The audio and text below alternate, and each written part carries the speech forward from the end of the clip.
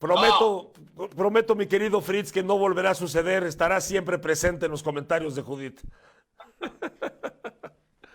ay, ¿Qué tenemos para hoy?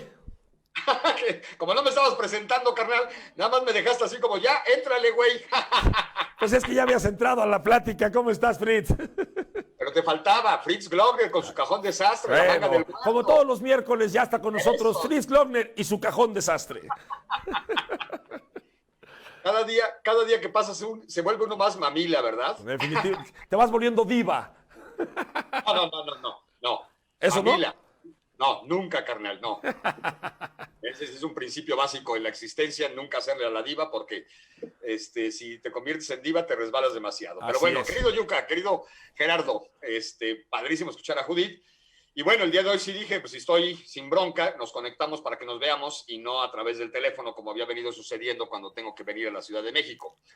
Y bueno, si me permites, concluimos. Habíamos venido haciendo una serie de reflexiones sobre el 60 aniversario de la reforma universitaria. Creo que podemos concluir perfectamente sobre los meses de junio y julio, que es cuando de pronto, ante la situación tan tensa que se genera en la confrontación entre FUAS y Carolinos por un lado, se plantea una reforma universitaria legal. Y entonces el Congreso de la Unión, de forma ipso rápida, por decir así, el 23 de julio de 1961 decretan una nueva ley para la Universidad Autónoma de Puebla. Ley que no satisface a la derecha, ley donde se agarran para plantear que era una ley comunista.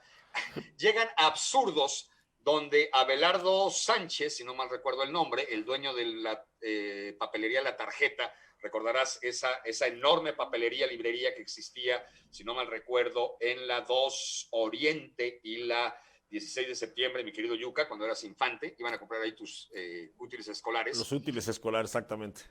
Era así como el monopolio de las útiles escolares, ¿no? Y entonces llega a declarar, por ejemplo, que la ley orgánica de la Universidad Autónoma de Puebla era igualita a la Constitución de la Unión de Repúblicas Socialistas Soviéticas. Imagínate qué declaración tan fuera de lugar.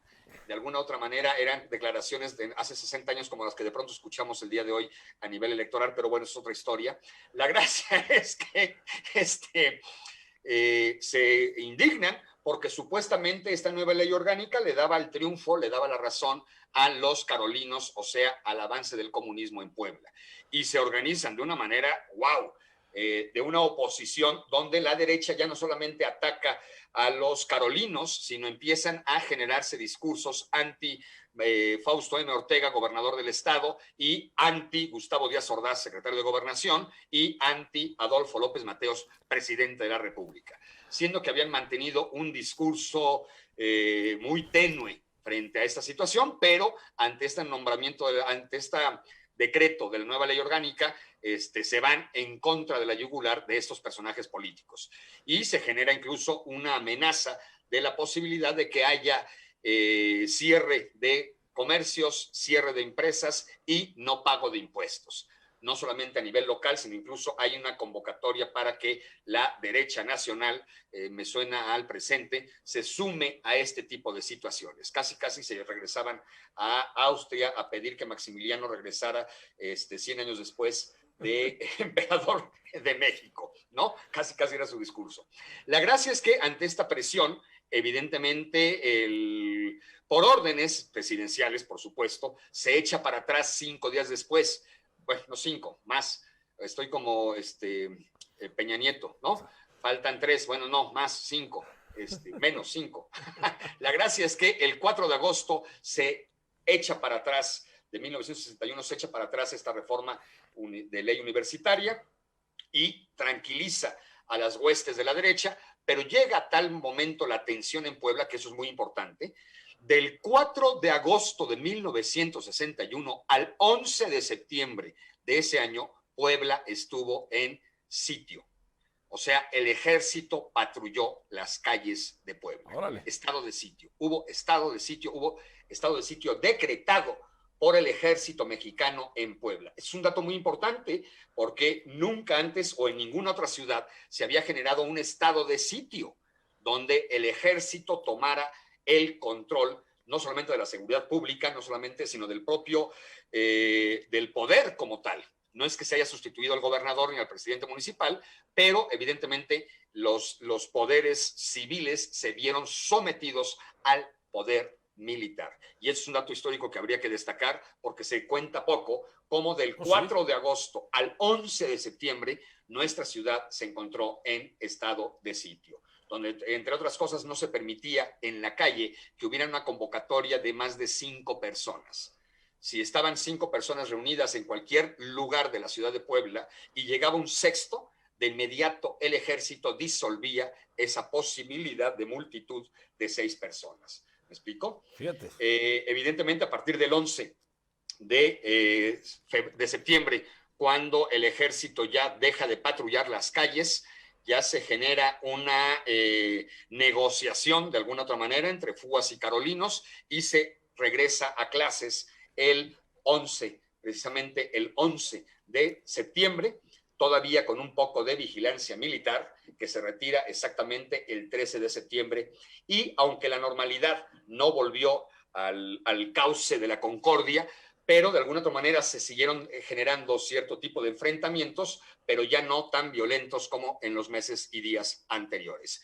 De ahí hasta el mes de febrero de 1963 se decreta la nueva ley orgánica de la Universidad Autónoma de Puebla, que es cuando se da como el triunfo del movimiento de reforma universitaria y es cuando se decreta que la universidad es una universidad democrática, crítica y popular, que es cuando se considera ya, se apaciguan las aguas, aunque en el 64 viene otro momento de movimiento estudiantil que genera la caída del entonces gobernador Antonio Nava Castillo en septiembre-octubre del 64, pero eso tiene otro momento histórico que tiene que ver con otro movimiento cívico-popular cuyo origen como tal fue la pasteurización de la leche, el decreto de que los productores de leche de Chipilo tenían que pasteurizar la leche por ley.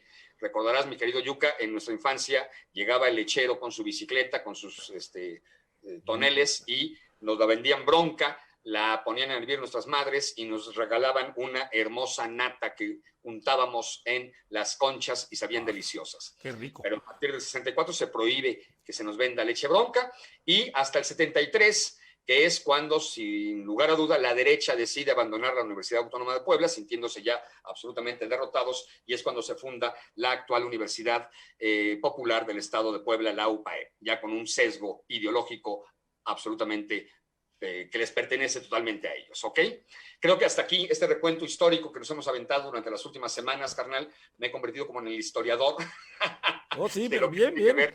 La verdad es que asomarse a esa época, fíjate esto que acabas de contar del estado de sitio, no lo sabía yo, no lo sabía, además tampoco fueron tan poquitos días, fue más de un mes, 5 semanas.